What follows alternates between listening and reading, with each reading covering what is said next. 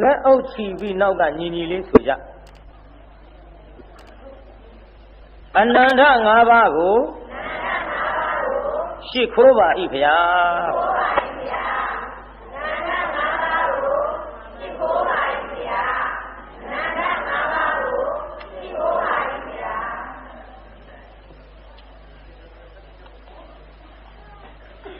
အနန္တ၅ပါးရှိခိုးပြီးတဲ့နောက်မေမေနှင်ထုတ်တေးတဘုံဆိုတဲ့တရားကိုဘုန်းကြီးဟောမှာဖြစ်ပါတယ်ဒေသကြီးအခုဟောမှာဗာဇတ်ထုတ်ပါလိမ့်မြို့တော်သိမ်းအောင်နဲ့အပြိုင်ဟောခဲ့တဲ့ဇတ်ထုတ်ပေါ့မြို့တော်သိမ်းအောင်ကမြင်းကြံမှာကျုပ်နဲ့18ညတိတိကတုန်းကသူကသွားတဲ့ပြတ်ဇက်ကမိခင်ရွှေလက်တေးပခက်ဒါကြောင့်ကျုပ်ကအဲ့ဒီတုန်းကမေမေနှင်ထုတ်တေးတဘုံဆိုပြီးတော့ဟောခဲ့ဇလန်းစထားရအောင်ကျွတ်တို့သုံးလောကထွတ်ထားသဗ္ဗညုမြတ်စွာဘုရားသခင်ကိုတော်မြတ်သည်ရာဇကြိုဝေလူဝန်ကြောင်း၌တည်င်းသုံးနေတော်မူသောအခါကုံဘဂောတကတထေးကိုအကြောင်းပြုပြီးတော့ဟောပါတယ်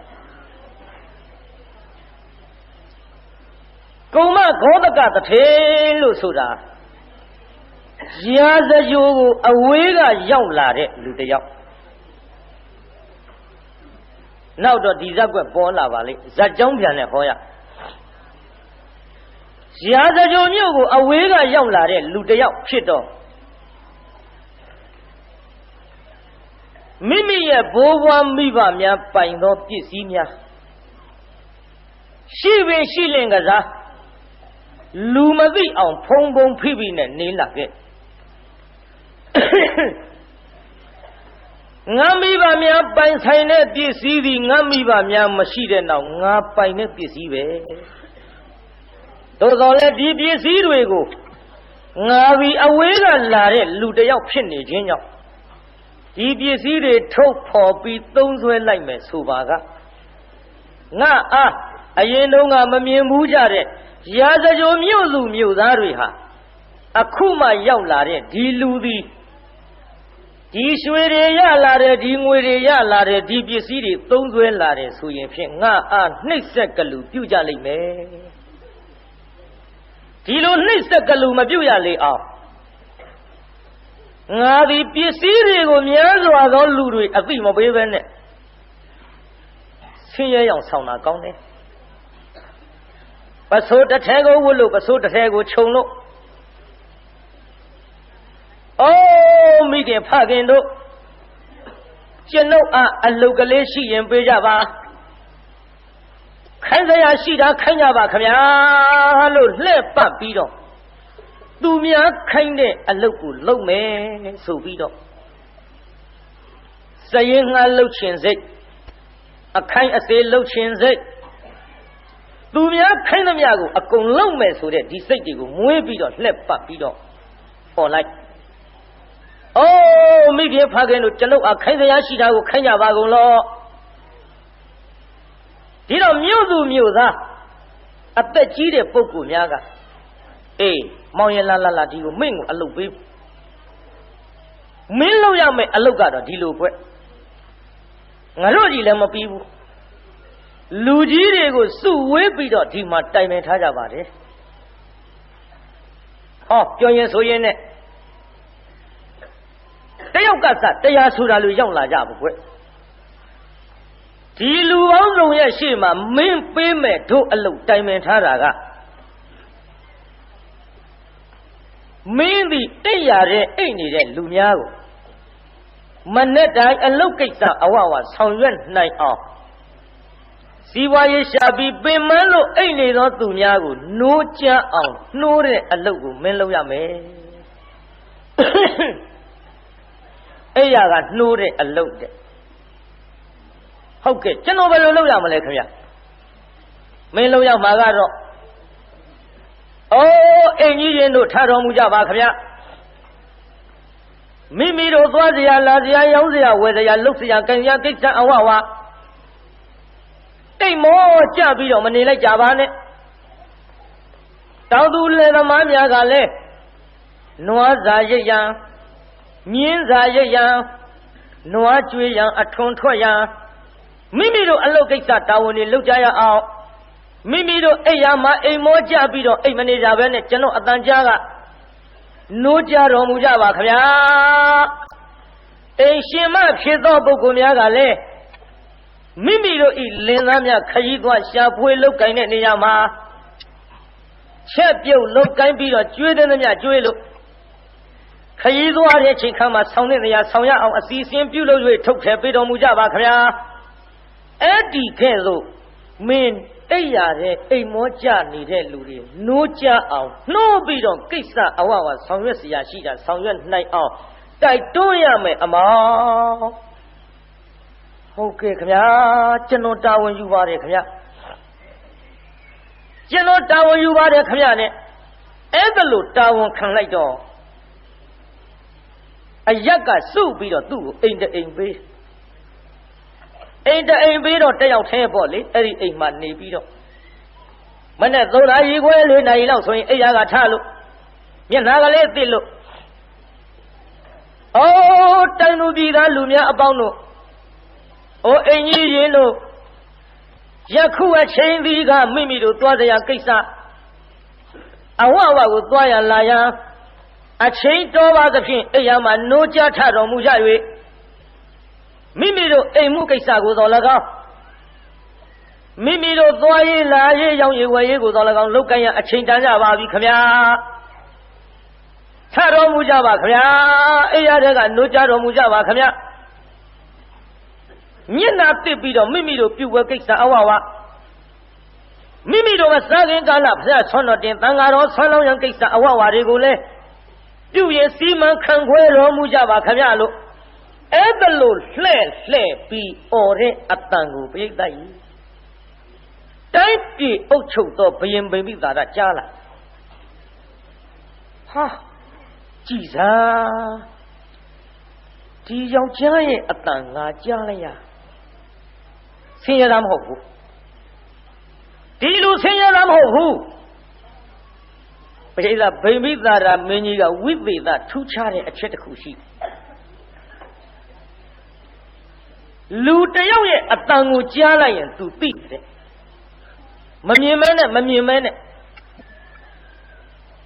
မမြင်မဲနဲ့အတန်ကိုကြားလိုက်ရရင်ဘသူဆိုတာ तू သိဆင်းရဲသားဆိုတာသိတယ်တထေးဆိုတာသိတယ်နန်းတော်ကမူကြီးမရသေနာပတိဆိုတာသိတယ်စစ်တီဘိုးပါတယောက်ရဲ့အတန်ဆိုတာ तू သိတယ်အယတ်ထဲကအယတ်သူရဲ့အတန်နဲ့နန်းတော်ထဲမှာရှိတဲ့မိမတွေရဲ့အတန်ကိုလည်း तू သိတယ်အဲ့ဒီလိုအတန်ကြားယုံနဲ့သိတဲ့ထူးခြားချက်တစ်ခုဗိမိတာရမှာရှိပြောမဲ့တာပြောရတာအခုခေတ်မြန်ဗိမိတာရရှိရင်အဲ့ဒီအတန်ကြီးသိမယ်မဟုတ်ပါအတန်ဓုတွေကတဲပေါ်မမြလေးမဟုတ်ခဲနဲ့မမြလေးသာလှုပ်ထားတော့ဗိမိတာရခွာကြကုန်ပါပေါ့နော်ဥသိမ်းမောင်မဟုတ်ခဲနဲ့ဥသိမ်းမောင်တန်းနေဝင်းဥတန်းမဟုတ်ခဲနဲ့ဝင်းဥတန်းနေဒါတွေလောက်ထားတော့ဗိမိသာရအခုခေတ်ဆိုရင်အတော်မျက်စိလဲမယ်ပေါ့ကဲရှိသေးတော့လေတရားနာပိသအဲ့ဒီလိုအတန်ကိုသိတတ်တော့ဟောဒီယောက်ျားစီသူများအိယာကနိုးကြအောင်နှိုးတဲ့အလုပ်သူများခိုင်းစီတဲ့အလုပ်ကိုလုပ်နေတာမှန်တော်လဲသူပြီးဆင်းရဲသားမဟုတ်သိလားဟဲ့မင်းကြီးများဘုရားယခုអော်တဲ့အတန်ဟာဘာလို့လဲဟဲ့မှန်လားပါဗျာကုံဘဂောတကပါဗျာဟဲ့သူကဘာလုပ်တယ်လဲကွမှန်လားပါသူ့အလုပ်ကသူများခိုင်းစီတဲ့အလုပ်အိယာကနိုးအောင်နှိုးကြတဲ့အလုပ်ကိုအရက်ကဝိုင်းပြီးတော့ကျွေးသမျှပေးသမျှစားတော့နေရတဲ့ဆင်းရဲသားတာမန်လူတယောက်သာဖြစ်ကြောင်းပါဗျာမဟုတ်ဘူးကွဟဲ့မင်းကြီးများဗျာမဟုတ်ဘူးကွဟုတ်ပါလေဗျာမဟုတ်ဘူးကွမင်းတို့ဆင်းရဲသားလို့ထင်ပေမဲ့လို့အဲ့ဒီယောက်ျားဒီများစွာသောပစ္စည်းရှိတဲ့လူသားဖြစ်တယ်အဲ့ဒီတော့ဗိမိသာရမင်းရဲ့အပမှာခစားပြီးတော့နေရတယ် မောင်းမဖြစ်သောနန်းတွင်းသူတယောက်ကဘုရင်ကြီးဘက်နဲ့ကြောင့်ဒီတာမန်ဆင်းရဲသားလူတယောက်ကိုများစွာပစ္စည်းရှိတယ်လို့သူဆိုးနေပါလိမ့်မလဲမြင်လည်းမမြင်မနဲ့အတန်ကြားရုံနဲ့သူရမ်းတုတ်ဟုတ်လည်းမဟုတ်ပဲနဲ့ဒီကိစ္စငါသိအောင်ကြံစမ်းမင်းချင်းယောက်ျားတယောက်ကိုခေါ်အဲ့ဒီနန်းတွင်းသူကမင်းချင်းယောက်ျားတယောက်ကိုခေါ်ပြီးတော့သွားအဲ့ဒီလူသေချာသွားကြည့်သူအိမ်မှာပစ္စည်းရှိသလားမရှိဘူးလားများစွာသောဥစ္စာတွေရှိသလားမရှိဘူးလားသေသေးချာချာသွားကြည့်အကြည့်ခိုင်းလိုက်တော့မင်းချင်းယောက်ျားတယောက်သွားကြည့်တော့အကြောင်းစုံသိလားချမ်းသာတာသိတာမဟုတ်ဘူးဆင်းရဲတာပဲသိခဲ့ဆင်းရဲတာကိုသိလာတော့အရှင်မခိုင်းသောယောက်ျားသည်ချမ်းသာသောပစ္စည်းများစွာရှိသောပုဂ္ဂိုလ်လုံးဝမဟုတ်သူ့အိမ်မှာသူဝတ်နေတာမြင်တဲ့အောက်ကပစိုးတစ်ထည်အပေါ်ယုံပစိုးတစ်ထည်အင်ကြီးကလည်းလဲစရာတစ်ထည်နှစ်ထည်သာရှိ၍တိတာမရှိအခမ်းမရှိများစွာသောပစ္စည်းဆိုတာကျွန်ုပ်ဘာကမှမမြင်ခဲ့ပါဘူးအဲ့ဒါလို့ပြောတော့ဒါဖြင့်ဘယင်သွားတော်ဥတင်ဘယင်ကိုသွားတော်ဥတင်မှန်လားပါဗျာများစွာသောပစ္စည်းရှိသောယောက်ျားမဟုတ်ပါဗျာမဟုတ်ဘူးလို့လျှောက်တင်တော်ဥတင်တော့လည်းပဲတရားနာပြိဿကြီးဘယင်မိမိသာရကမယုံဘူးမယုံတဲ့အပြင်မှာဘာမှစကားတုံ့ပြန်ခြင်းမပြုဘဲနဲ့နောက်ရဲ့ဒီယောက်ျားအော်တန်ကြားပြန်တော့လေများစွာပစ္စည်းရှိသောပုဂ္ဂိုလ်ဖြစ်တယ်မင်းကြီးများအဲ့ဒါလိုပဲမိတ်နှစ်ကြိမ်သုံးကြိမ်မိတ်လာတော့နန်းတွင်းသူကအကြံတစ်ခုပေါ်လာတယ်သူပေါ်လာတဲ့အကြံကမှန်လားပါဗျာတဲ့သူ့ကိုအကြောင်းစုံသိအောင်ခိုင်းလိုက်တော့ချိန်ခါမှာများစွာသောပစ္စည်းဘာကမှမတွေ့ရသဖြင့်များစွာသောပစ္စည်းတကယ်ရှိမရှိဖယားကျွန်တော်မျိုးမှာစုံစမ်းရန်အတွက်သူ့ထံသွားချင်ပါတယ်ဗျာကောင်းပြီတင်သွားပြီတော့တင်သမီးပြိုလေးကိုပါတခါတည်းခေါ်သွားဘယင်ကလွတ်လိုက်သမီးပြိုလေးခေါ်သွားပြီးတော့တရားနာပိသကုမ္မဂောသကနေတဲ့အရက်ထဲခရီးသွားရောက်ဆောင်ပြီးတော့မိခင်ဖခင်တို့သမီးတို့ခရီးဝေးကလာကြတာဖြစ်ပါတယ်ဒါကြောင့်ဒီမှာတညတိခိုရသည်ရှင်ဒီတော့မိန်းမကြီးကဟဲ့အနိမဒီမှာတော့တို့လူတွေကလည်းများတယ်မိသားစုအိမ်တော်ဆောင်ကလူများနေပါသဖြင့်တို့အိမ်မှာနေစရာလည်းအတန်ချင်းမြောင်းနေဟောကုမ္မဂောသကရဲ့အိမ်ကတော့သူ့တယောက်တည်းနေတာကျယ်လဲကျယ်ဝန်းပါသဖြင့်အဲ့ဒီအိမ်မှာတောင်းပန်ပြီးတော့တဲခုနေပါလားဟုတ်ကဲ့ဆိုပြီးတော့ကုမ္မဂောသကအိမ်ရောက်သွားကြရောက်တော့အမောင်ငါတို့ခရီးသွားတွေပါကွယ်ခရီးဝေးကလာရသဖြင့်ခရီးကန်းတာကလည်းအမတန်ကြမ်းတော့ပါသဖြင့်မွန်လည်းမွန်လှပါပြီတို့မိမသားလည်းဖြစ်ချင်းကြောင့်တညတာမြဒီမှာတီးခိုခွင့်ပြုပါကွယ်ဟာဖြစ်မထင်ပါဘူးခင်ဗျာကျွန်တော်ယောက်ျားသားတယောက်ထဲနေတာပါခင်ဗျာဒီလေယောက်ျားသားတယောက်ထဲနေတာတော့မှန်းရဲ့တပါးသောအိမ်တွေကလည်းမိသားစုအိမ်တော်ဆုံးလူတွေများနေပါသဖြင့်တဲခိုရန်အတွက်သူတို့အင်မတန်ဝန်လေးနေပါတယ်ကွယ်လက်ခံဖို့ဒါတော့ငါတို့တညတာလေးအိပ်ပြရစီဟုတ်ကဲ့ကောင်းပါပြီခင်ဗျာကျွန်တော်တနာသဖြင့်တညလောက်တော့ဖြင့်ခွင့်ပေးပါလေကျွန်တော်လည်းဆင်းရဲသားခင်ဗျာအေးမင်းဆင်းရဲတာလည်းတို့သိပါတယ်ကွယ်အိမ်ထဲဝင်ကြည့်လိုက်တော့ဘာမှမရှိပဲကိုတို့တညလောက်အိပ်ပြရစီကောင်းပါပြီအိပ်ပါခင်ဗျာနည်းနည်းညချမ်းကြတော့ပြောတယ်မောင်ရဲ့တဲ့မင်းပါအလုပ်လုပ်တော့ဟာကျွန်တော်ကမနဲ့စောစောအိယာကနိုးအောင်အရက်ထင်းကလူတွေကိုနှိုးတဲ့အလုပ်ပဲကျွန်တော်အလုပ်ကရှိတယ်ခင်ဗျမင်းဒီအလုပ်လုပ်ရတဲ့ကိစ္စအစောကြီးသွားရမှာဆိုတော့ ချက်ရေးပြုတ်ရေးကိစ္စတို့ဆံကလေးပါလေးပေးထားခဲ့ပါလားတဲ့မင်းအတွက်တို့ချက်ပေးပါမယ်ဟာလေပါလေခင်ဗျာကျွန်တော်ဘာသာပဲချက်ပါမယ်ခင်ဗျာကိစ္စမရှိပါဘူးအဲ့ဒါထမင်းချက်ရမယ်ဆိုတော့အာနာတယ်ခင်ဗျာမဟုတ်ပါဘူးကွအာနာကြမဟုတ်ပါဘူးအဲ့ဒါလို့ဇွတ်ပြောတော့ဆံလေးပါလေးတွေပေးခဲ့သူတို့ကထမင်းချက်ထားပိဋကရေနန်းတွင်းသူတွေဆိုတော့လေအချက်ပြုတ်ကတဲတတ်တကူချက်ပြုတ်တဲတတ်တော့ကောင်းကောင်းမွန်မွန်အရသာရှိရှိမှုကျိုင်းနေအောင်ချက်ထားလိုက်တော့ကုံမဂောသကကြီးကနန်းတွင်းသူတွေချက်တဲ့ထမင်းဟင်းစားလိုက်ရတော့ငါဖန်ငါဖြစ်သလိုတယောက်တည်းချက်စားနေတဲ့ထမင်းနဲ့တဲကွာချပါလားထမင်းကတော့ထမင်းပဲဒါပြီးငါချက်တာတစ်ခါတစ်ခါပြောခြင်းပြောနေမာခြင်းမာနေတစ်ခါတစ်ခါနားလည်းမနှပ်ဘူးသူတို့ချက်ထားတဲ့ထမင်းကမပြော့မမာအလောတော်အလေတဲ့ချက်လက်ချက်တပါပေးရဲ့ဟင်းကြည့်လိုက်ပြန်တော့လေငါဖြစ်တယ်လို့စားတော့လည်းပဲအမလီတအိမ်လုံးမှု့ကြိုင်လို့ပါလားအရာထဲကတော့နှာခေါင်းတရှုပ်ရှုပ်နဲ့ဟဲ့ကုံမကောတကားကြီးမင်းဒီကနေ့ဘာဟင်းနေများချက်တော့မှု့ကြိုင်လို့တရားလုံးမှု့ကြိုင်နေပါလားကွဲ့လို့တောင်အမေးခံရလောက်အောင်အိုးငါအိမ်ဝင်လာကြတဲ့ကဒီအနံ့ကြီးရနေပါသဖြင့်အချက်ပြုတ်တယ်ကောင်းပါလားအရသာရှိရှိစားရလို့ချိန်မွန်းနေကြဟိုသားမိနှစ်ယောက်ကဘာပြောတော့မောင်ရဲတဲ့တို့တညလောက်ဆက်အိပ်ပရစီလားဟဲ့တွေးကုန်ရနော်အတွေးသမားတွေပါရုပ်ရိပ်သာမခွေးပါဘူးတညလောက်ဆက်အိပ်ပရစီလားလို့ဆိုတော့ဟုတ်ကဲ့ခင်ဗျာအိပ်ပါခင်ဗျာအိပ်ပါခင်ဗျာမငင်းဘူးပေါ့မငင်းလို့ဒီလိုတညအိပ်ပြီးတော့မိုးလင်းသောအခါမှာကုံမခောသကကြီးသူ့အလုတ်သူထွက်ပြီးတော့အလုတ်ကုံမခောသကအိတ်တဲ့ကဒင်းကိုလေကျိုးတွေဖြတ်ထားတယ်ကျေးဇူးဟိုတော့ကျိုးကရင်မှုနဲ့တူပါရဲ့ဗျာနော်ကျန်းကန်နဲ့ဒီတိုင်းတူကျိုးတွေဖြတ်ထားကျိုးတွေဖြတ်ထားတော့ကုံမခောသကကြီးပြန်လာတဲ့အချိန်ခါမှာကဒင်းကိုကျွတ်တို့ထိုင်ကြည့်လိုက်ဟာကဒင်းကျိုးတွေပြတ်နေပါလားအော်မိခင်ကျွန်ုပ်ကဒင်းကျိုးတွေပြတ်နေပါလားမောင်ရဲ့တဲ့မင်းကရင်ကြိုးပြတ်တာတခြားကြောင့်မဟုတ်ပါဘူးကွယ်တဲ့အရက်ထဲကကလေးတွေကသိပ်ဆိုးတာပဲတဲ့ဒီကရင်မောင်မတက်ပါနဲ့ဆိုမရဘူးဇွတ်လာလာတက်တဲ့ကွယ်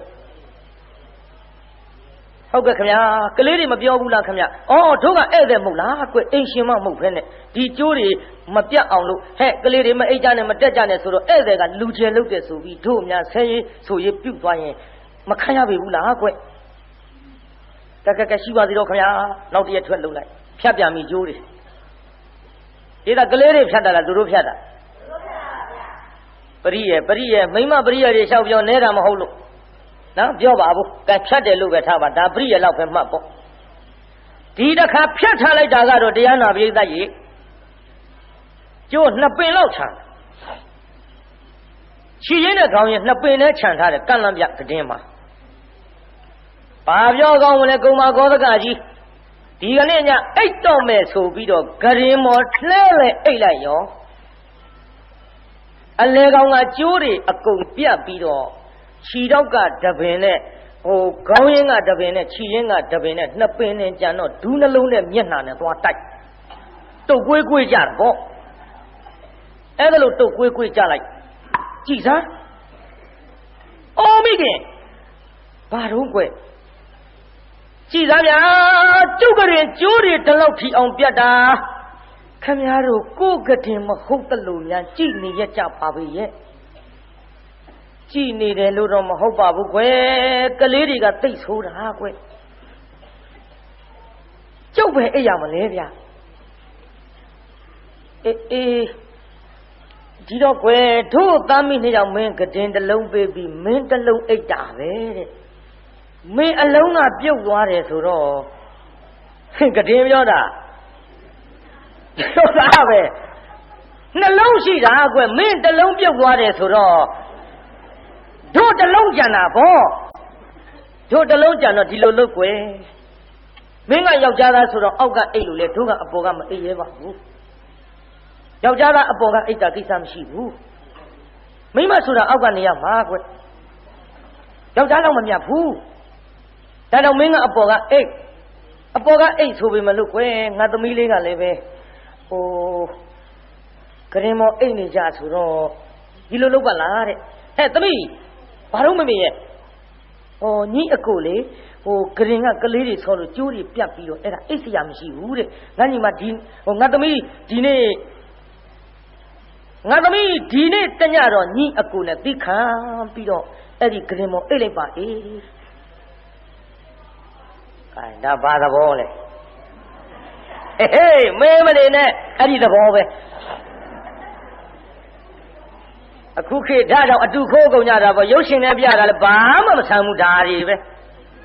ငါသမီးတဲ့ညီကိုလာတယ်တဲ့ကော်ဖီဖြော်တက်လိုက်တယ်အမေတို့ဖျားကိုးစုသွားမလို့ဒါဒီသဘောဟောပဲဘာမှမဟုတ်ဘူးဒါတွေအတူခိုးနေကြကြည့်အခုတရားနာပိဿရေတင်ကြတော့တိတ်လိုက်ပါသမီးရဲ့အိုးအမေကလည်းယောက်ျားလေးနဲ့မိန်းကလေးကရင်မောနှစ်ယောက်ထဲအတူတူအိတ်လို့ဘယ်ဖြစ်မလဲမမေရဲ့ဒါသမီးရဲ့ဒီတညတော့သိခံပြီးအိတ်လိုက်ပါတဲ့ဒါသမီးကဟိုဘက်လက်အိတ်ပေါ်တဲ့မင်းကလည်းဒီဘက်လက်အိတ်ပေါ်တဲ့လက်ခိုင်းမေသည်အတူတူထားဘယ်ရလိုက်ဘယ်ရလိုက်မတုံးပြိဿဂရင်မောတယောက်နှစ်ယောက်ထဲဂရင်မောအိတ်ခိုင်းပြီးတော့ဟိုဘက်ဒီဘက်အလှည့်ခိုင်းသူကလူလေလုတ်ဩတယောက်ကဟိုဘက်လှည့်အိတ်တယောက်ကဒီဘက်လှည့်အိတ်တယောက်နဲ့တရားကိုတရားနာပြီးတာတထောင်လောက်กว่าမှာဂရင်နှခမ်းလေးကပ်အိတ်ကြနောက်အမေလို့သူကတရားနာပြိဿရေဖြည်းဖြည်းလေးတခိုးချီတောင်းနဲ့လာကြည့်တခိုးချီတောင်းနဲ့လာကြည့်ဖြည်းဖြည်းလေးချီတောင်းမြောက်လှမ်းမျက်စီထဲမြင်အောင်ကြည့်မမြင်နိုင်ရင်အိမ်ကြမှောင်နေအဲ့ဒါလိုလေးလှမ်းကြည့်ကျလာတခိုးချီတောင်းလေးနဲ့လာကြည့်ဟောတော်ကြည်စမ်းအသင်ပြေကြမလားလို့ကဒင်တစ်လုံးနဲ့သိအိတ်လိုက်တာစောစောကလည်းကြည်တိုင်းခုလည်းကြည်တိုင်းသိကြသေးတာပေါ့သိကြသေးတာပေါ့ဆိုပြီးတရားနာပိဋကအမေလို့သူကညံကူပြီးတော့လေဟိုအပြင်းမဲ့ရှိတဲ့အဝတ်စုပ်တွေအမိုက်တွေအကုန်လုံးသူ့ပါလာတဲ့အဝတ်တစ်ထည်နဲ့ထုတ်ပြီးတော့ဘာပြောကောင်းမလဲပိဋကဟိုသူတို့နှစ်ယောက်အိတ်နေတဲ့ခြေရင်းကထရန်ကြီးကိုတအားလှမ်းထုလိုက်ဖုံးလို့လှမ်းထုလိုက်မလေးဆိုပြီးလှမ်းဟင်ညီမဘာလို့မလေးဘာလို့မပြုတ်ဘူးဘာလို့မပြုတ်ဘူးဟေးဘယ်လိုတိတ်မကြောက်နဲ့ငါရှိတယ်အကိုမလီကြီးမတောက်တယ်မကြည်ရဲဘူးနဲ့ဆိုပြီးတခါတည်းဘာပြောကောင်းမလဲပရိသတ်ကြီးဘာမှကိုပြောမကောင်းဘူးကဲအဲ့ဒီတဲကကဲသိပြီဒါလို့ဆိုရင်သိပြီတော်ပြီသိရင်ရှေ့ဆောင်မပြောဘူးမသိခင်ကကျုပ်ကပြောတတ်တဲ့ဘုန်းကြီးပရိသတ်ကြီးသိပလားမမြုံနဲ့ပရိသတ်ကြီးသိပလားဟောပြဘယ်နဲ့ဟာလေးတို့မသိတော်ပြီကဲကျွတ်တို့ဆင်ပြေသွားပြီပြီးပြီဆင်ပြေတော့မနဲ့မိုးလင်းကြပါစို့ပရိသတ်ဒါကြီးရှောက်ပြောရင်ကြားနေရင်မကောင်းဘူးလူသားမဟုတ်ဘူးပြောရတာကဘုန်းကြီးဆိုတာဖုံးလေကြီးလေ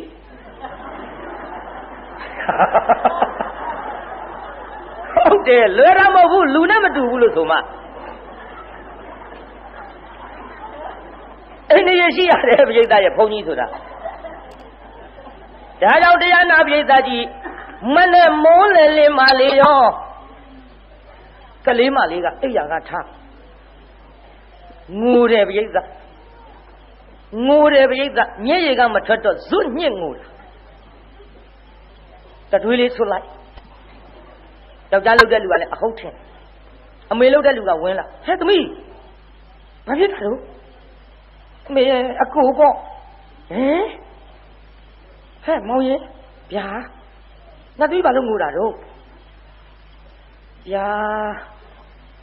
ကိုင်းကျုပ်ကွဲထောင်းပြီးတော့လည်းမပြောပါဘူးကျွတ်တို့နှစ်ယောက်အစကတယောက်နဲ့တယောက်အလွန်သစ္စာရှိကြပါတယ်တယောက်ကိုတယောက်ချီတာမခံနိုင်အောင်စိတ်ဆိုးကြကဒင်းပေါ်မှာလေကျွတ်တို့တယောက်တခြားစီအိတ်ကြပါတယ်သို့တော်လဲဘာကြီးမှမသိဘူးယောဝုန်းကနေတဆေးများ၆တာလားကွယ်သူလှုပ်ထားတာဒါသူကတဆေးပြောတယ်သူကသရဲမကြီးဟုတ်ကသူလှုပ်ပြီသူကတဆေးပြောနေ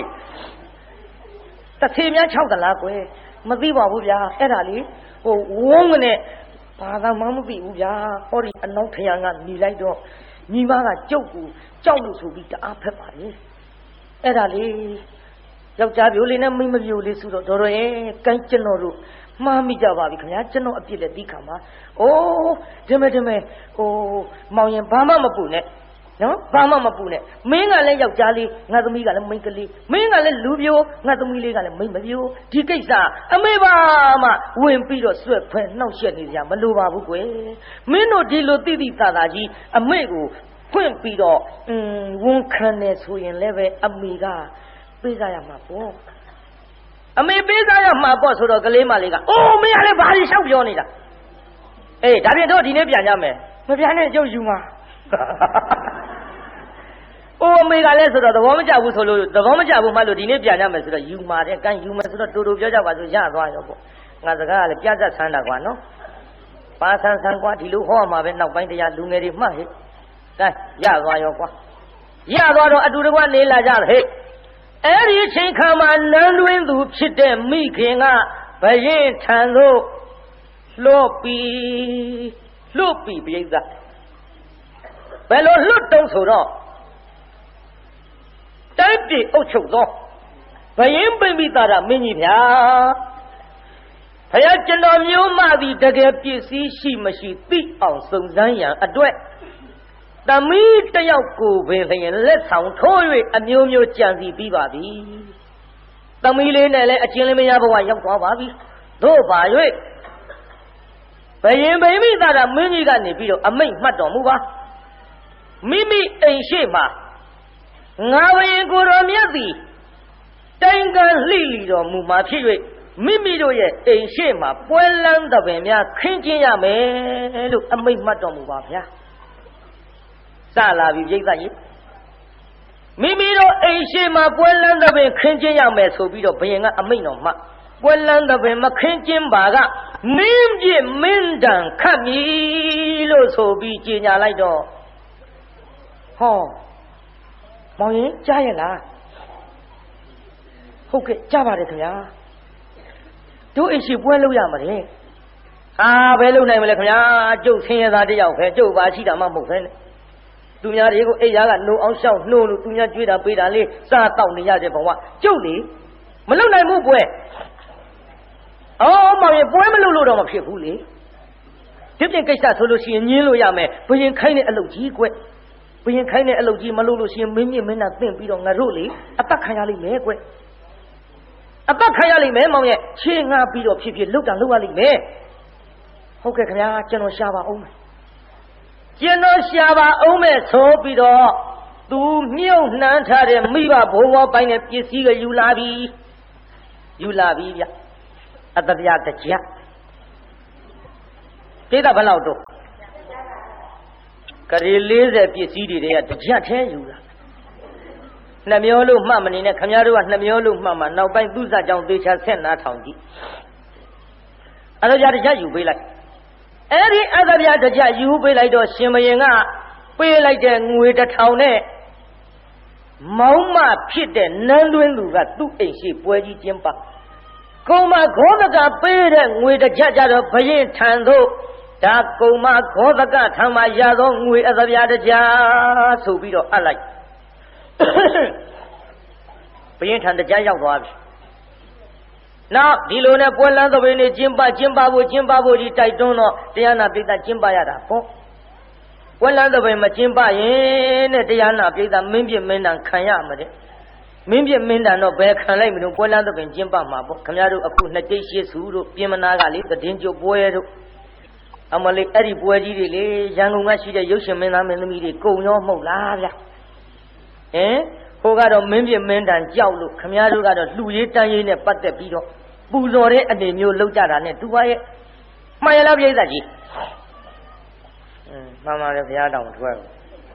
ပြိဿကြီးမှန်ရလားမှန်ပါဦးကြည့်တရားနာပြိဿကြီးအဲ့ဒါလို့ပွဲလန်းသဘင်ကျင်းပလိုက်တာငွေ8တပြားထိအောင်ထွက်သွားပြီပြိဿငွေ8တပြားကိုလည်းဘယင်ထမ်းရောက်ပါလေရောဘယင်ဘိမ့်ပြီးသာရမင်းကြီးကကုံဘဂောဒကဆိုတာဘသူလဲလို့မေးပြီးတော့လေ ngà bấy thằng tôi dốc ảo rút xoay khó cái nhà mẹ em vật đánh luôn lại bà vì nhá giàu là vì mình sẽ giàu ra đi cô mà có tất cả ấy bé phá lệ cô mà có tất cả ấy bé phá lệ nè mấy bị đó là lấy đảo với dân ta gì ấy đi nhau là không nhá cô mà có tất cả số là chân nó vào khả năng Pakistan hey Pakistan mà một vụ bây giờ cô đó là gì cả cô mà có tất cả tuổi trên ngã sĩ đó tuổi nhà mẹ số luôn là bây giờ khu lại thế bia chân nó bao nhiêu xí luôn lệ hey bao nhiêu xí mà xí bây giờ tham gia mà tỷ lệ mẹ làm mấy lại thế mẹ đi đó nam nữ luôn mà gì à bao nhiêu rồi hey chứ mà ngáp tâm mẹ cô điên đâu cả xoay lăng này là này bao lâu chưa mà xoay lên ngáp tâm mẹ cô mà bu bây giờ ngáp khu xí đó tuổi nhà mẹ đấy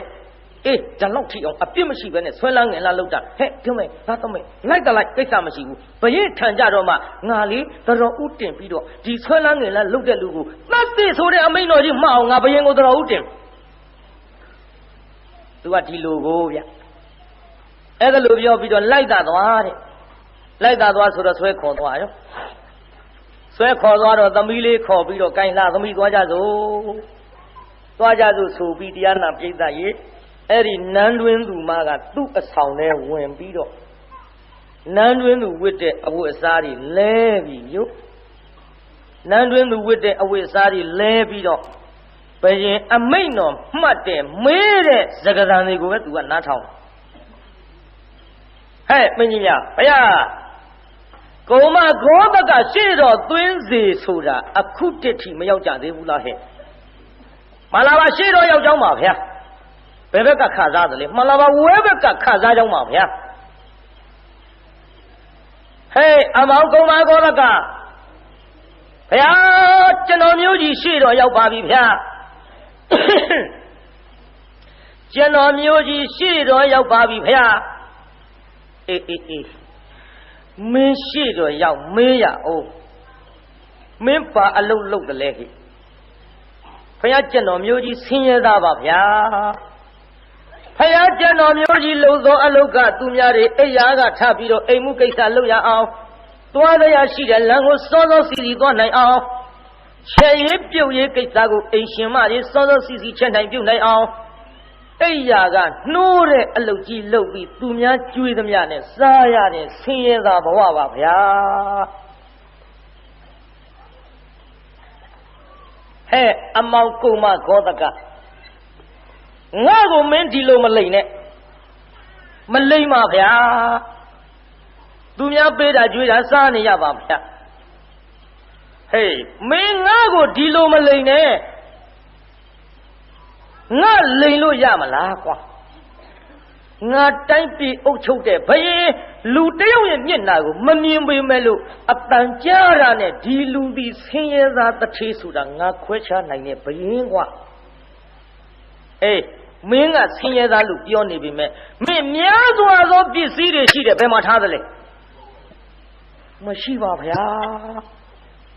cái mà si vũ sủi mình lết tuổi bia ra mà có quá, hey mình nhỉ, hey à, hôm nay là ngà bây giờ bên khai nó người ta bia xích chắc cái du cái ra số bây giờ du là, hey có tất cả, hey à, yo ra đi gì ra, người chắc xích đâu bia bia lại, ha, ngà bia gì đi vào là quân lăng tập bên chiến bạc khai nụ tính sĩ quân lăng tập bên chiến bạc khai ya ngã chân này tất cả chiến bạc này trên khám mà thâu tố ở đây ya tất cả siết chặt thuật toa ra là ngã bị thì siết chặt của ngã vào ăn ngã yêu khám của ăn thế ngã yêu khám ăn thế người bao nhiêu lô đi suy nan đó gì cái yêu không mà chồng mấy yêu ya yêu không mà chồng mấy yêu ya mấy sinh ra là vì gì đó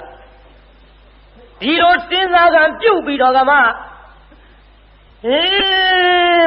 mấy mà để cho xe công này mấy mà bà là phải dù mà gì ông ngã phong tha đấy ngà quê huệ thà để biết gì để có tranh bị âu châu để về yên tị ông lúc để cây xa mấy mà giàu bà là tụ tị là ngà để giàu thế ní ở công là khu đó đủ rồi ta mình này giàu lẽ khăn lại mi lúc ngà đâu khá phía bí ngà biết gì để về yên tị lúc mình bà phía tây nó mày này tụ ye hey câu mà có tất cả ngà ám mà lì nè mình mai nhà có tao ưu tiên ra mà là phải cho nó nhiều gì mi bà bố bố bài nó biết gì đi cái gì lấy ra trong sĩ bà ê ấy biết gì đi bé mà lấy mà là lấy miếng lục bê bà lấy miếng lục bê rồi mua bà ấy đi đâu mà bây giờ mi ta ra cái lấy đi lục bê đó miếng rồi đó biết gì đi có lấy nè tiền xong bây giờ bây giờ thằng nó giao ông bố la đi bây giờ thằng nó giao ông bố la đó thì biết gì đi bây giờ miếng này ya mấy gì ya bây giờ nè bà về là quê đâu đủ lâu mi bà bố quan tháp biết cái biết gì bánh sai nè đủ lâu chẳng nào để ta thêm nhà sĩ ta là hết mà sĩ bà mà sĩ lô sĩ yên viên cô mà có tất cả tất thế à cô mà có tất cả lưu lên à ya khu trình à ra vì tất thế thi dòng này đã qua cô mà có tất cả tất thế ya lô tuyên lê mấy đi ya lô số bị tất thế ya đủ à lại phải ya cô mà có tất cả bà phía doa đó tất thế ya đủ à lại đó thì ya nào phải ta gì tất thế ya đủ ya bị đấy nào hey cô mà có tất cả ya mấy trăm nhiều giá trị cả về cả này đi giá sẽ chụp nhiều gì cả bà hey mình mai là quê mà là bà giá sẽ chụp nhiều gì cả bà đi giá sẽ chụp nhiều gì cả phía bên mẹ luôn mình ngủ à khu giá sẽ chụp nhiều gì đấy lưu đi cả bất cứ cái mà đi ra bà la mà là bà chân ông nhiều gì giá sẽ chụp nhiều giá sẽ bà hey cô mà có tất cả ngà bây giờ lấy miếng mà làm bảo mẹ mà lấy mà giá sẽ chụp nhiều giá sẽ bà cha mẹ mà lo giá sẽ chụp nhiều giá sẽ phía bên đó giá sẽ chụp nhiều giá thì phải chân ông nhiều gì à giá sẽ chụp nhiều giá mà đi ra cả đi lô bà số bên đó tu ye sát trong cái này cũng nấu trong biển là cũng vậy đó vậy đó tu sát trong này nấu trong biển mà làm vậy đó giá sẽ chụp mà mấy bạn nó bảo là tất thế ta lấy tay ao muối khoa bên đó thà rồi lấy tiền là vậy đó ấy đi ấy mà lấy à hay quá ta rõ cả số đấy muối dây cái rồi lấy gì mà nè yên na yoga số đãဖြစ်bà yoga bà lấy em đang số đấy nó cho tôi khu khi lưu số yên bây giờ yoga nhiều nè tụ bài à công ty đó thế cái anh long ty đó bây giờ mà lưu phụ biến này lưu đó mà biến này mà lưu phụ ta yêu thì khiến tôi bị cản đi lưu xí ấy là tiền nào bị ta công ty đó mấy bạn nó bảo yên na yogaဖြစ်là đó muối khoa thà để ta cái này à cái này cũng mà giảm nhau giờ cái vị na cha chết luôn rồi lấy cái này ta lấy ở dưới cố bị ta ta lù lên không nhá lù lên anh mới lúc đi ra rồi má quên đi ở cái gì phía lại yêu về siêu mà cù lù mày á ta đây ta chơi lúc người ta có bị đó người ta đi cũng anh mới lúc mà chơi lúc mà ta nói lúc đó không bao bu ngã ta mà có lúc gì anh mới được tiền cho cả gì nè ngã ta gì mà tiền đó mà quên mẹ chân nó ở toa phép bà bị không ya mấy bạn nó bảo tôi biết chân nó vào lúc bị nó toa mà đâu ngã ta mấy bạn nó bắt chịu lúc mà toa yết ta rồi mà mẹ bố cha mẹ mấy lúc mấy bạn nó bảo chịu ngã ta gì tiền lấy mà quên ngã ta gì ở đây bà sâu lấy mà quên ဟောဒီအခိဝါဒဆိုတဲ့ရင်နာယောဂါကပြေးနိုင်မှလွတ်တာနော်ပါပြေးပြီတော့ငါသားကြီးပြေးပြီတော့ငါသားကြီးဒီအိမ်နေလို့ရှိရင်ငါသားကြီးဒုက္ခရောက်လိမ့်မယ်ကွယ်လို့ဆိုတော့သားလို့သူခမရကအတော်ရခက်ပါပြီတရေတမြေကို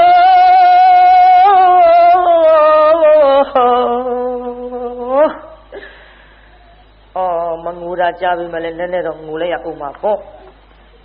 အတော်ရခက်ပါပြီတရေတမြေကိုသာအသက်ပင်သေးပါစေတော့မိဘနှစ်ပါးခမကျုပ်သေးရင်သေးပါစေတော့မိဘနှစ်ပါးကိုပြစ်ပြီးတော့ဘယ်လိုနည်းနဲ့မှမပြေးနိုင်ဘူးသာအသက်ပင်သေးပါစေတော့အဖေအမေနဲ့မခွဲနိုင်ဘူးဝေဒနာဆွဲသူဒုက္ခတွေကိုဖြစ်မုတ်ချတဲ့တဏှာမုတ်ချတဲ့တဏှာ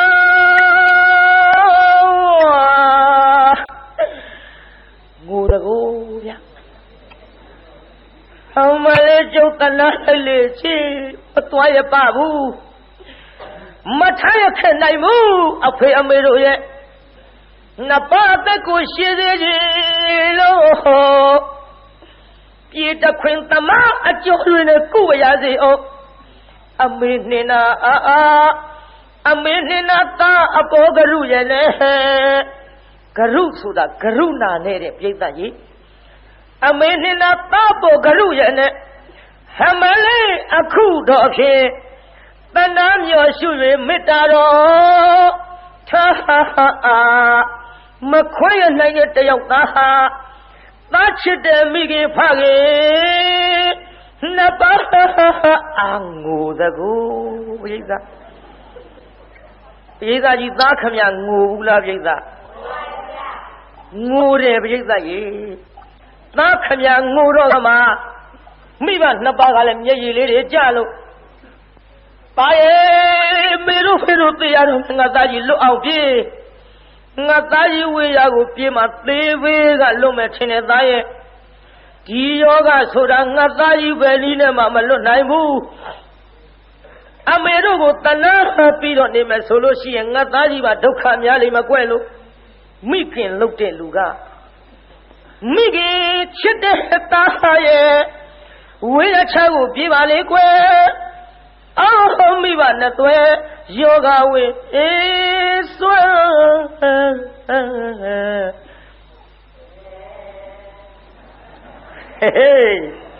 ဟိုနောက်ကတယ်တွေကဘာလုပ်ထားလဲ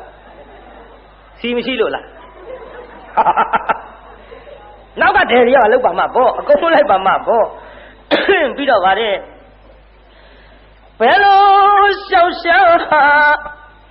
ကုသမရတဲ့ယောဂပါကွယ်သားမောင်လေးကိုအမှန်တကယ်အမေတို့ယောဂဟာမကူစေခြင်းဘူးဝဲတာရဲ့ဒီယောဂကြီးကဘယ်နည်းနဲ့မှမလွတ်နိုင်လို့အမေတို့ဖြစ်နေတဲ့ယောဂတွေငါသားကြီးမကူစေခြင်းဘူးကွယ်လို့မိခင်ချစ်တဲ့သားရဲ့ဝေးအချာကိုပြေးပါလေကွယ်အော်မိဘနဲ့သွဲယောဂဝင်အေးစွဲတဲ့အမေသွားမှာနော်ဒီနေ့အွန်လိုင်းနဲ့နော်အွန်လိုင်းနဲ့နော်ဘယ်လိုရှောက်ရှာဟာကုသမရတဲ့ယောဂပါပဲသားမောင်လေးကိုအမှန်တကယ်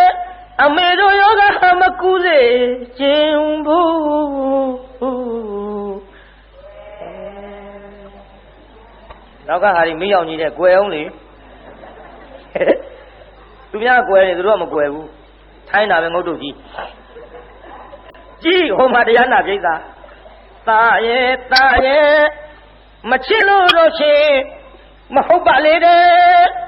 အမေပေးလိုက်တဲ့တေးတပုတ်ပုံသက်ဖွယ်နားထောင်ဟိသူ့အမေကသားလေးကိုနှင်တဲ့ကိစ္စဟာငါသားရဲ့တဲ့မချစ်လို့နှင်တာမဟုတ်ပါဘူးတဲ့အမေကငါသားကိုနှင်ထုတ်တာလေးကိုတ တေတဖုတ်တဖွဲငါသားနှုတ်ကရအောင်ကြက်ပြီးတော့လေဟောငါသားအသက်ကြီးလာတဲ့ချိန်ခါမှာခံစားရမယ်ကျေးဇူးတရားတွေရှိသကွယ်လို့သားရဲ့မချစ်လို့တော့ဖြင့်မဟုတ်ပါလေတဲ့အမေပေးလိုက်တဲ့တေးတပုတ်ပုံတဖွဲဟောဒီနာဝဲ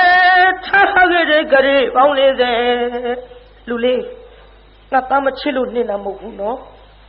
အသက်သေးမှဆိုရင်လို့အမေနှင်တာသားရဲ့အမေလည်းညှို့ထုတ်ပြတဲ့နေရာသိချကြည့်စမ်းကြရေ40ရှိတဲ့ကွယ်သားရဲ့အဲ့ဒီကြရေ40ကိုငါသားကြီးအသက်ကြီးလာတဲ့ချိန်ခါမှာသားရဲ့လာပြီးတော့တူးဖော်ပြီးတော့မိဘအမွေအနှစ်ကိုငါသားယူရစ်လေတော့အခုတော့ဖြင့်အဝေးကိုပြေးပါအောင်ငါသားကြီးမပြေးလို့ရှိရင်အမေတို့သေတယ်လို့ငါသားကြီးသေရလိမ့်မယ်ကွယ်သားရဲ့မချစ်လို့တော့ဖြင့်မဟုတ်ပါလေတဲ့အမေပေးလိုက်တဲ့တေးတပုတ်ပုံတစ်ခွဲဟောဒီနာဝဲထားခဲ့တဲ့ကြရေပေါင်း40တားမောင်ရမယ်ပစ္စည်းတွေကိုကွယ်မြုပ်နှံခဲ့တဲ့ဒီမဲငါသားရောက်ရင်တူခေါ်ယူတော့အဲစီးကြိုင်ဝါကြိုက်ကိုချရနိုင်လို့တရားနာပြိဿရေအမေလို့သူကငါသားကြီးဟောဒီနာပစ္စည်းတွေအမေတို့သိပြီးတဲ့နောက်ဒီနေရာကိုသာမှတ်ထားငါသားကြီးလာပြီးတော့တူဖော်ယူလေတော့သွားတော့လေမေကျုပ်ပဲလေးမှမသွားနိုင်ပါဘူးသေပါစီတော့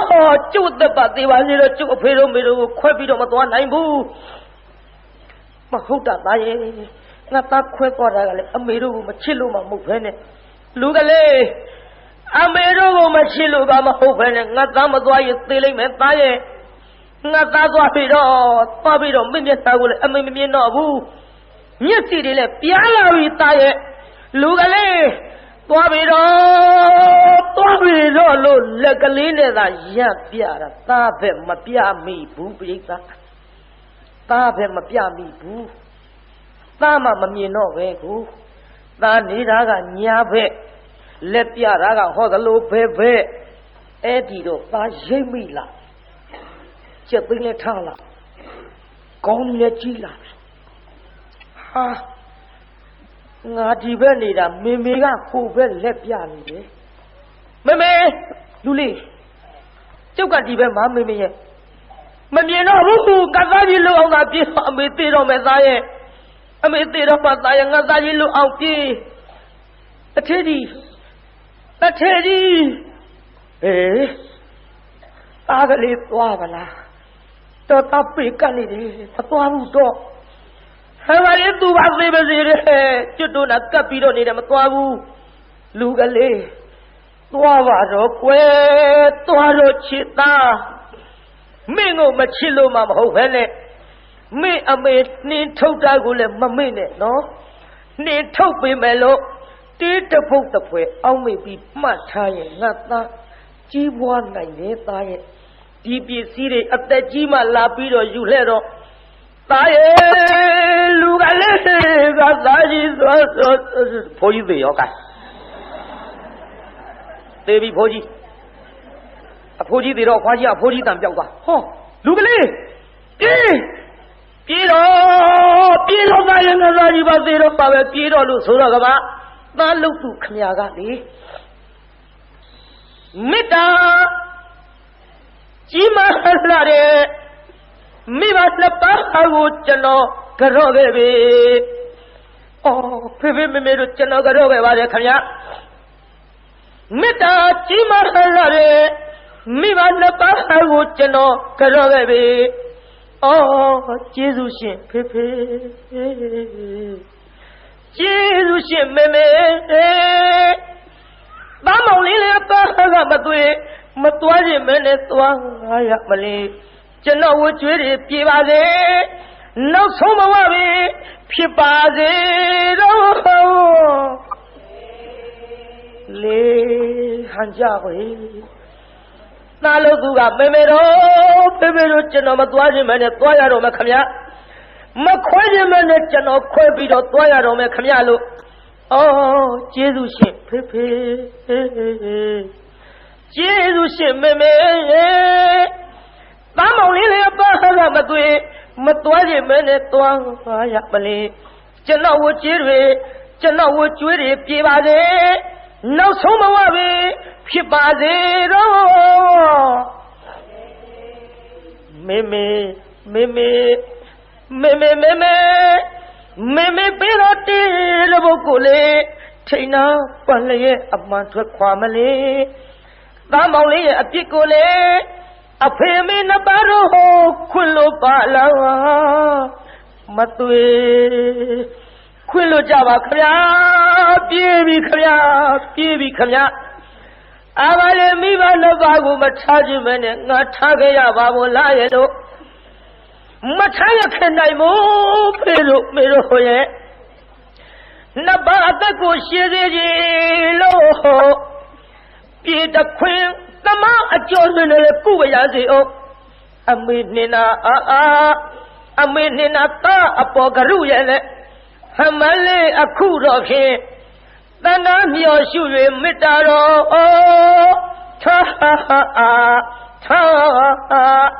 မေတ္တာတော်ငိုလိုက်တဲ့ကောင်လေးဗျာငိုဘူးလားပြိဿကြီးငိုပါရဲ့ဗျာကဲငိုပြီးပြေးရောဟေ့ပြေးလိုက်တာဗျာပြေးလိုက်တာဗျာရာဇဂိုမြို့သားလေးပါဗျာ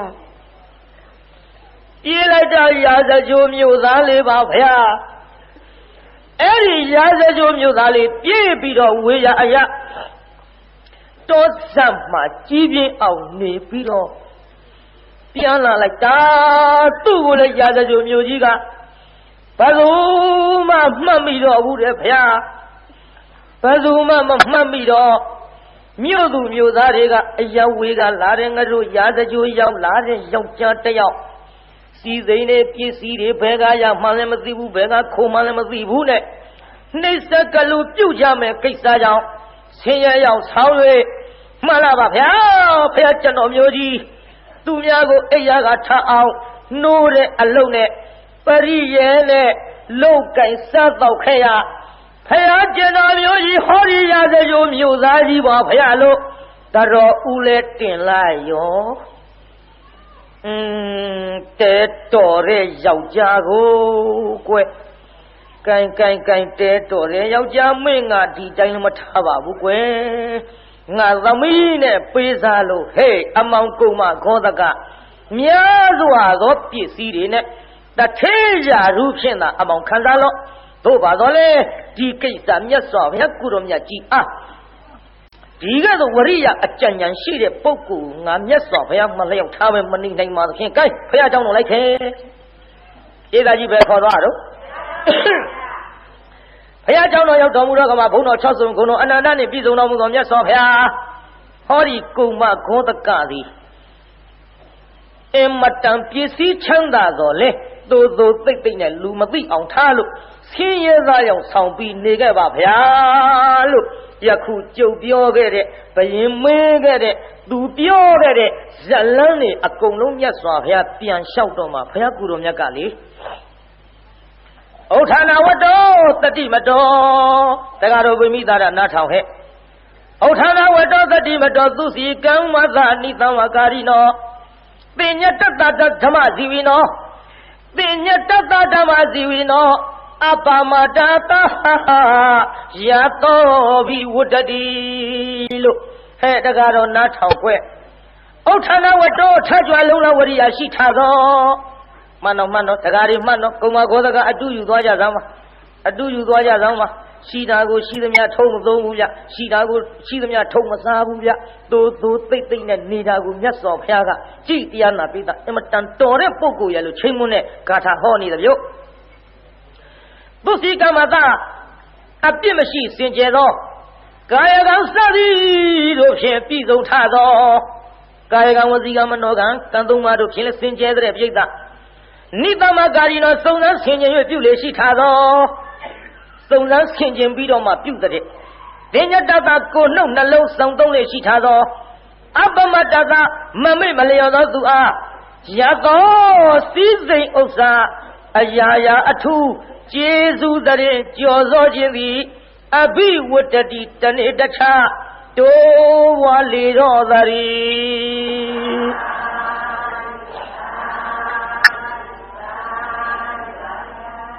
Eri Chinkama, Jigazo, Hojare, Diago, Naya, the Kuma, Godagadi.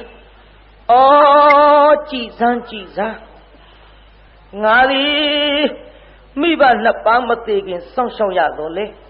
Miba Nabane, Quaquagayalu, Senior Dukari, Okayade. This Senior Dukari, Makanagayadi. Senior Dukari looking out. Miba Naba.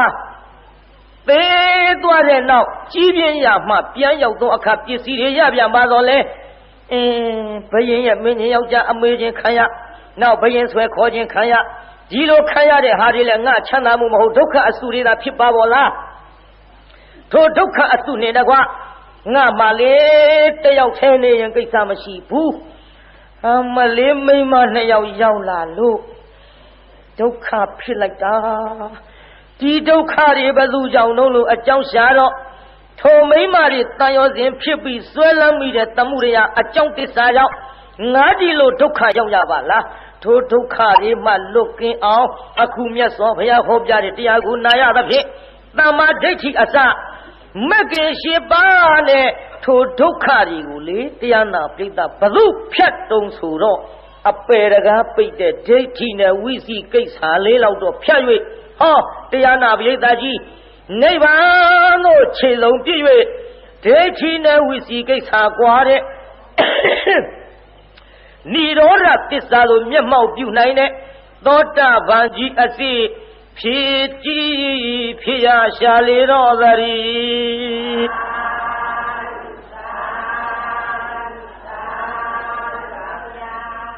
Kai, Piedaji Guma Godagaji, Bafizuado. Dota Bafizuado Piedaji. Tafin do a Mimiaga Nintoda Machilula. Madanalola, Chilo, Tanalo, Nintoda, do a maid Nintoda, the Galiga, Diana Bidari, do Pisiri Yamasuno, did the book of Puelu, a me mamma. Tada Joga, me Ninto, did the Bolu, a me baby Hogere, Jodu, Damavara, Apamara, Wema. Goma, Kodaga, the Tia, Zalani, Diganina, Dimaneti, down by the king, guys, Meta, Buya, Ausuja. Now yet is only Jaja Vavia. The Gavalo Mamia Dada Chanago, say Yevaze. Alamo Yanina, Joy Lazare, Diana Vietaji, Chana Javazi. Alamo Yanina, Joy Lazare, Diana Vietaji, Jama Javazi. Guy Abian Boja Vazu Ataki, Hepiodamia, Hodamia Rega, Davo Majabe, a bit wiggle. Chilling home, Moses will be a didi, the Mimi in Yatanazo. New Tanto D, come with a Janavero. New Tanto Midai Backup, shall I may. Give a yard way, Yagayanzio. Chidara Swiga, Leon Miko, Saint Yachana of him. Manzwamane, Piama Ledo,